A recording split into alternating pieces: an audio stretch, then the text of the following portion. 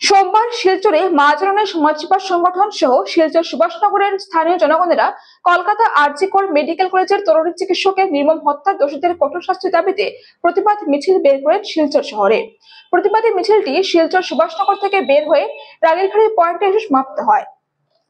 সংবাদ মাধ্যমের সঙ্গে কথা বলতে গিয়ে সঞ্জয় দাস জানান, কলকাতার আরজি কর মেডিকেল কলেজের তরুণী চিকিৎসকের নির্মম হত্যার দোষীদের ফাঁসির দাবি সহ মহিলাদের সুরক্ষা দিতে হবে প্রশাসনের কাছে দাবি রাখেন এবং আরজি কর মেডিকেল কলেজের তরুণী চিকিৎসকের নির্মম হত্যার দোষীদের কঠোর শাস্তি যদি দেওয়া না হয় তাহলে তাদের প্রতিবাদ অব্যাহত থাকবে বলে জানিয়েছেন এদিন।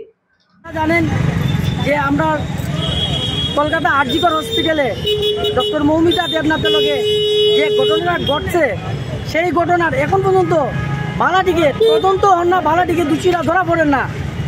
আমরা আজকে এতদিন থেকে অপেক্ষা করি আর দেখি আর মিডিয়ার মাধ্যমে, নিউজের মাধ্যমে, মোবাইলের মাধ্যমে সব কিছু দেখি আর আজকে আমরা তার সুবিচারের লেগে, মৌমিতা দেবনাথের সুবিচারের লেগে আজকে আমরা বাইরেছি, বাধ্য হয়েছি। আমরা মা বোনরা সুরক্ষিত না। আজকে যদি যারা ভগবান ডাক্তার আমরা কাছে, ডাক্তারদের কাছে দ্বিতীয় ভগবান, আজকে এই ভগবানটা যদি সুরক্ষিত হয় না, আমরা কিভাবে সুরক্ষিত হইব? আমরা মেয়ে মা বোন কিভাবে সুরক্ষিত থাকবো? তার কারণে আমরা আজকে এই প্রতিবাদ মিছিল নিয়ে বেরিয়েছি যে প্রত্যেকজন নারীর সুরক্ষার দাবি জানাই আমরা প্রশাসনের কাছে, সরকারের কাছে। আমরা ভয়ে আতঙ্কে থাকি। মেয়ে স্কুলে পাঠাইলে, মা বোন বাজারে বাইরিলে, ঘর থেকে বাইরিলে আমরা খুব আতঙ্কে থাকি। কোন সময় কোন ঘটনা ঘটবো আমরা যদি একটা আতঙ্ক সৃষ্টি হচ্ছে, ডর ঢুকে গেছে।